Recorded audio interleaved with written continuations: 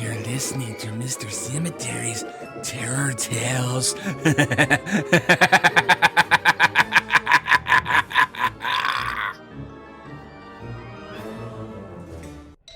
Welcome back, foolish mortals. Do you miss me yet? No. Well, while we sit and wait for season 3 to start, I got a bonus episode for you tonight, if you're not too scared. Tonight's Terror Tale is about a farmer who's keeping a murderous creature locked up on his farm. And I call this one the Purple Gorilla. Enjoy, kiddos. When I was younger, I had an old pickup that didn't run very well. I was constantly needing to repair it, but I couldn't afford anything better. One evening, I was driving home from a camping trip in the mountains, and it started sputtering, which was not a good sign. It would soon stop running. Luckily, there was a farm ahead, so I pulled in and stopped.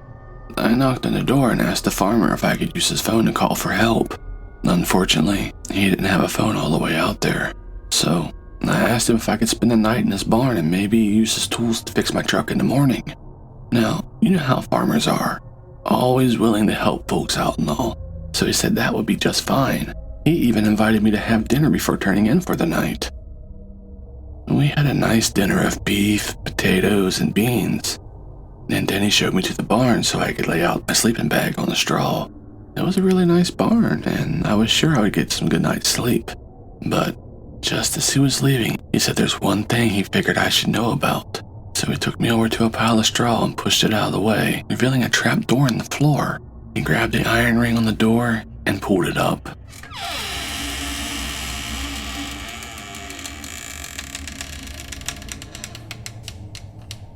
There, I saw stairs heading down into the dark, and I followed the farmer down the stairs. At the bottom of the stairs, there was a large oak door with an iron bolt. The farmer pushed the bolt across and pulled the door open.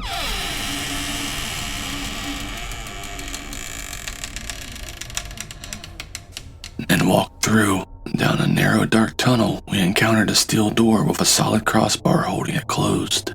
The farmer lifted the crossbar and struggled to open the door. And we walked on. A few yards further on was a clear door made of bulletproof glass, 12 inches thick. It had a combination lock on it. And then I watched as the farmer opened it. 12, 23, 7. And then he swung the door open. Past this door was a huge cage made of 3-inch titanium bars. But that wasn't what caught my eye. What I saw was a huge monster inside the cage. It was gigantic. It was covered with purple fur, and it was asleep. The farmer said, "This is what I need to show you. This is my purple gorilla, and you gotta promise me, I mean really promise me, that you will not touch him." Well, I thought that was the most ridiculous thing that I've ever heard. Of course I'm not going to touch that gigantic purple gorilla. And so I promised him, and I thanked him for showing me his secret. Then we made our way back to the surface. He closed the glass door and spun the lock. He closed the steel door and lowered the crossbar. Closed the oak door and slid the bolt in place.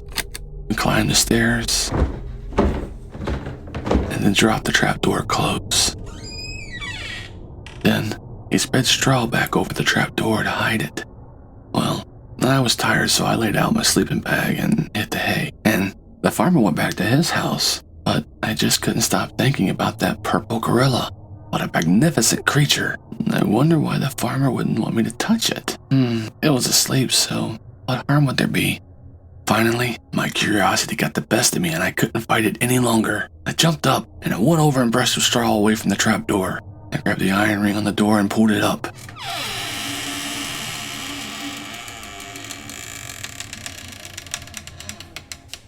I went downstairs.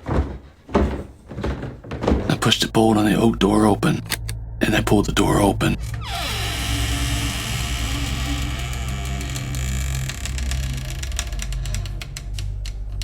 I walked through, and I raised the crossbar on the steel door, and I struggled to pull that door open. And I walked on. I came to that 12-inch thick, bulletproof glass door, and I opened the combination lock. 12, 23, 7, and swung the door open. I walked up to that huge cage made of 3-inch round titanium bars, and I gazed at that purple gorilla that was fast asleep. And I reached out my hand, and I softly touched his fur, and he immediately jumped up and let out this blood-curdling roar, turning and staring at me with his huge blood-red eyes. Needless to say, I tore out of there as fast as I could. When I got to the glass door, and I could hear the gorilla tearing up the bars of the cage. I turned around in a time to see him ripping and bending the bars and forcing his way through. I closed the glass door, then spun the lock, and ran on. Just as I was closing that steel door, I heard the gorilla hit the glass door and it shattered into a million shards of glass. And I lowered the crossbar, and I ran on. I slammed the oak door closed, just as the steel door exploded off its hinges. I slid the bolt in place, and I scurried up those stairs. Just as I was dropping the trap door, it disintegrated into slivers no bigger than a toothpick. I didn't bother spreading the straw over the trap door. Instead, I ran. I ran to my truck, hoping to escape. As I opened my truck's door, straw and wood flew out of the barn as the trap door was thrown from its hinges.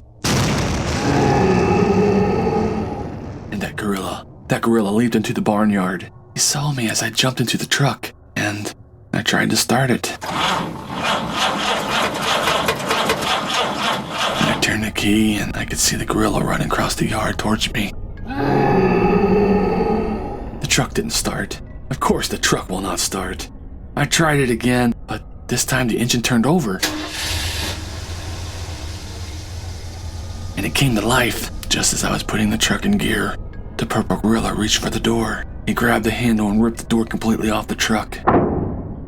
I stomped on the gas. The engine raced, but nothing happened. The gorilla lifted the truck off the ground. And I was helpless. As I sat there helplessly, that enormous purple gorilla reached into the cab, stretched out his giant hairy hand towards me, grabbed my arm and said, "Tag, you're it."